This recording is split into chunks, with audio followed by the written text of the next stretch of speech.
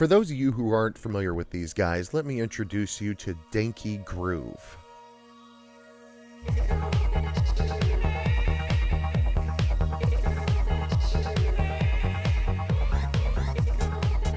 A synth hip-hop duo from Japan who have been making records for 30 years and have been very successful in their home country. And I'm sure a few Westerners are familiar with them too. But really, this video isn't about them. Well, it is, kinda. You see, at some point someone had an idea to create a game and a crossover that, well, I'll never forget, and that they were somehow involved in. And thankfully, I never forgot this weird little set of minigames, as they got a reboot about 10 years later on the PSP as WTF, aka Work Time Fun.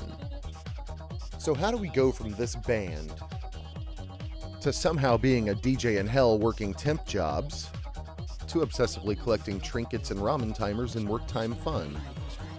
How does this all add up?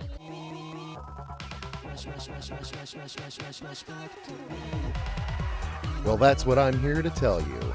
Welcome to Game Scraps Gaming Obscura, a show all about the history of odd and weird video games that you may not have ever heard of, but should totally know about. And today I'd like to talk to you about the Groove Jigoku Work Time Fun series.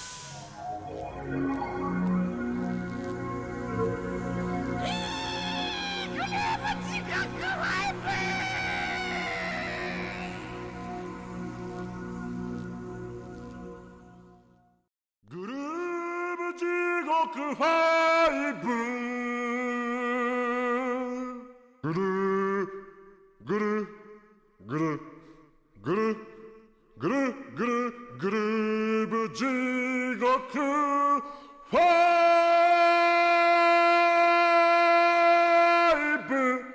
Hey!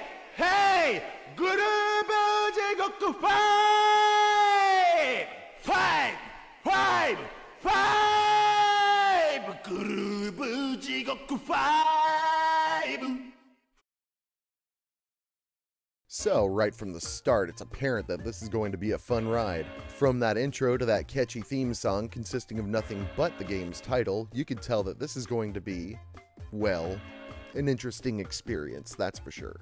Anyways, before going any further, let me prep my best DJ slopes and say, perhaps I'm getting ahead of myself, so let's go back to the beginning.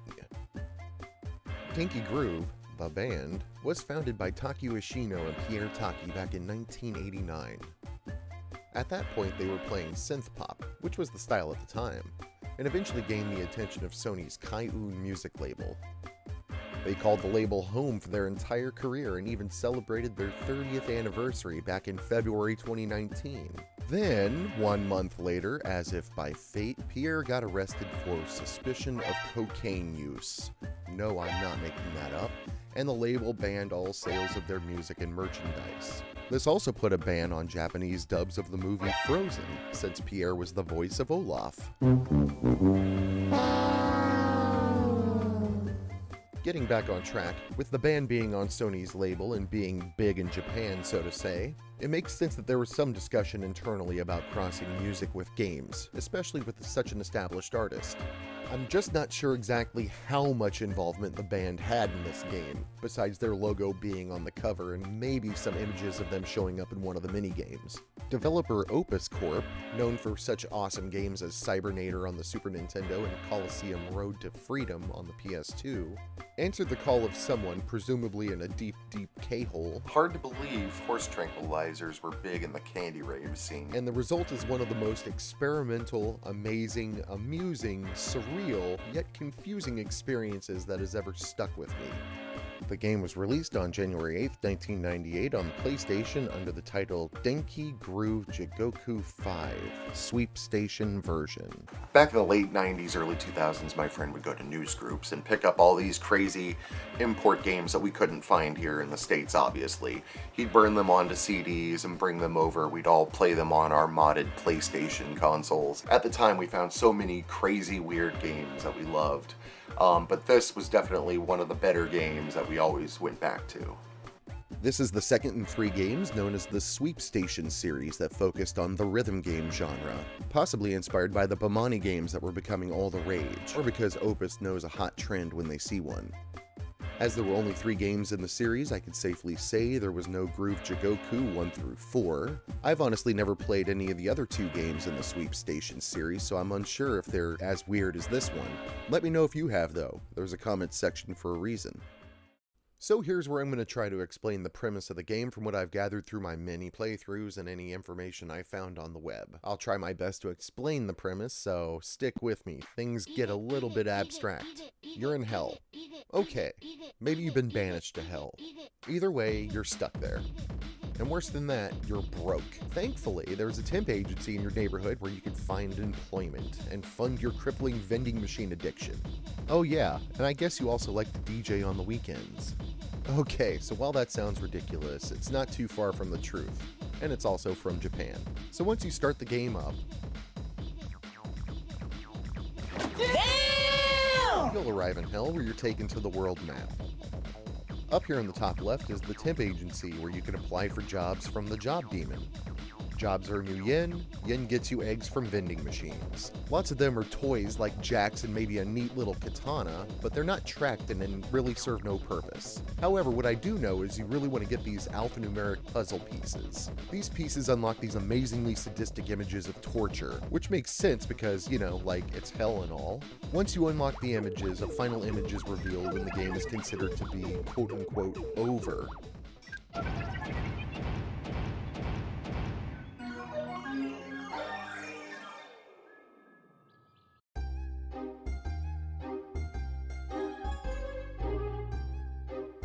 However, that's not really even the main draw here. Here in the middle of the map is where my roommates in college spent most of their time. This area loads up with a pretty fleshed out turntable and music creator where you can add effects, fade new beats in and out, switch things out on the fly through a number of button commands, and save your creations on your memory card to, I guess, share with somebody to fall asleep to or jam at a house party? I unfortunately don't have a creative musical bone in my body, but I am using the music from the demo mode right now in the background, and it's been one of the most recognizable tracks outside of the main theme song for me. Of course, the mini-games make up the heart of the Denki Groove experience for me. Groove Jigoku comes with a modest handful of 9-ish games that are really more about the journey rather than the destination. Enough dilly-dallying. Let's take a look at the mini-games.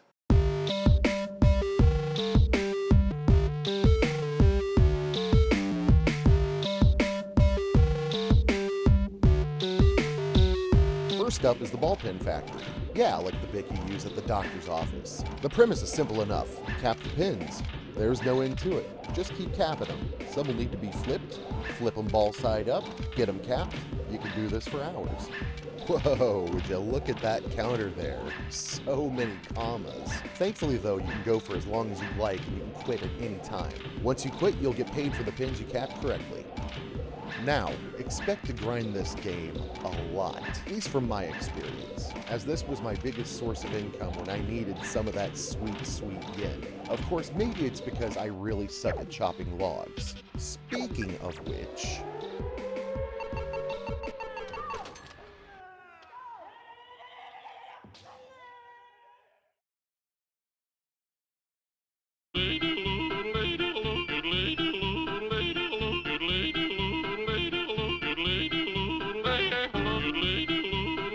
Today, Grandma's gonna make you a man. A lumberjack man. Chop wood as Grandma throws it on the stump. Now, we all know that Grandma is a troll, so she won't hesitate to throw a random koala or dolphin into the mix to throw you off and inflict lifelong trauma. Thanks, Grandma. So the goal here is to reach 100 logs, and really that's the only point you'll get paid. Moving on.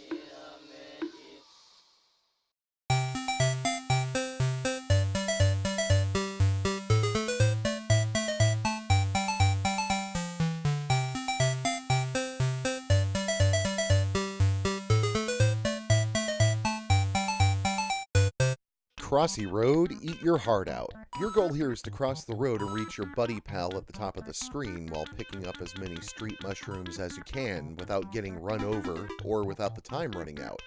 This minigame is definitely fun for a few rounds, but there's a steep difficulty curve after a few levels. You see, your guy is always moving forward, but you could swing him into reverse with the X button. Later rounds require more recognition of how fast the cars are going and whether or not that mushroom 4 lanes away is really worth the risk. Still, it becomes a lot more fun once you get a little more practice in. Once the game is over, you're paid for the amount of mushrooms collected and the number of stages you complete.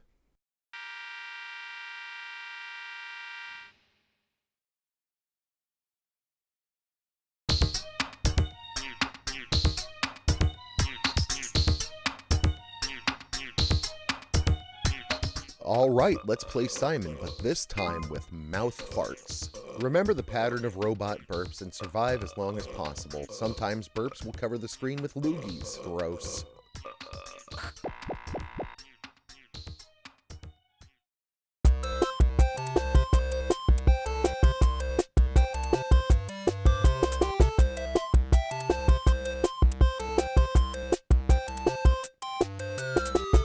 Dollar Store Mario races a donkey in a high-stakes race for the right of reputation or something like that.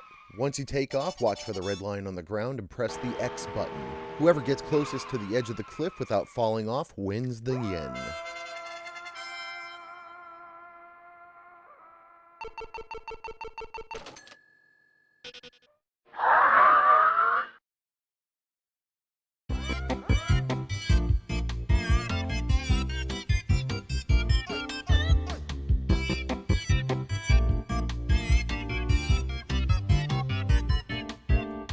Oh hey, it's Doom Guy, and he's found a new job. Count all the bipedal mammals that walk by on the screen. It's as simple as that. Seriously though, that's all there is to traffic counter. If it looks like it has a spine, count it. You'll get a handy tip screen before each round starts. Eventually more and more garbage will crowd the screen and you'll only get paid once you complete the level. You can opt to earn more money by trying the next stage, but you never know how busy that shit will get. So, are you a bettin' man, Doom Guy?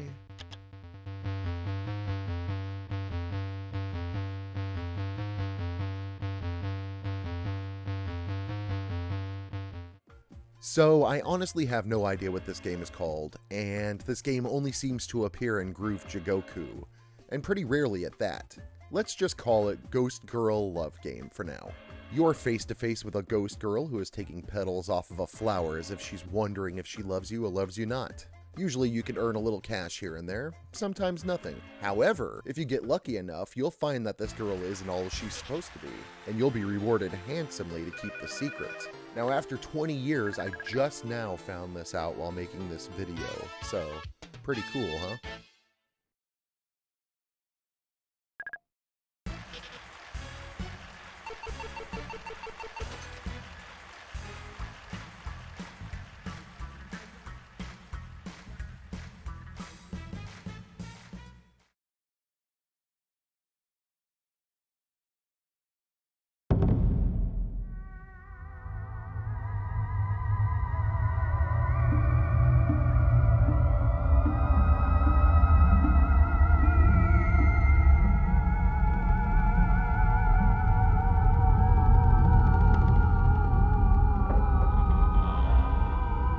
Alright, so this one is interesting and strange. You're shown 3 images and you need to determine if they depict a real ghost or if it's fake. So let me just save you the trouble right now. Say yes to all of them if you want to get paid. The game will penalize you otherwise, and, well, so much for being a skeptic. I honestly find this to be one of the most intriguing parts of Groove Jigoku, such as this photo of two guys playing Game Boys while a bad Photoshop looks over their shoulder. Hell, a lot of them are just bad Photoshops, and it just makes you think, who are these guys? Developers? Denki Groove themselves?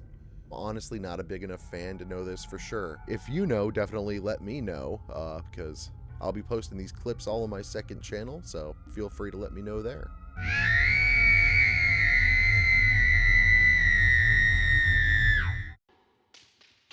Really, that's all there is to Groove Jigoku 5. I mean, there's a lot more that weirds me out about it, like why does the lady who saves your game have blood coming from her mouth, or why I get yelled at by some Yakuza mob guy when I go to this spot on the map. But really, the story doesn't end there. Groove Jigoku 5 remained nothing more than really an obscure curio until about 2005 when something special happened. Product not yet rated.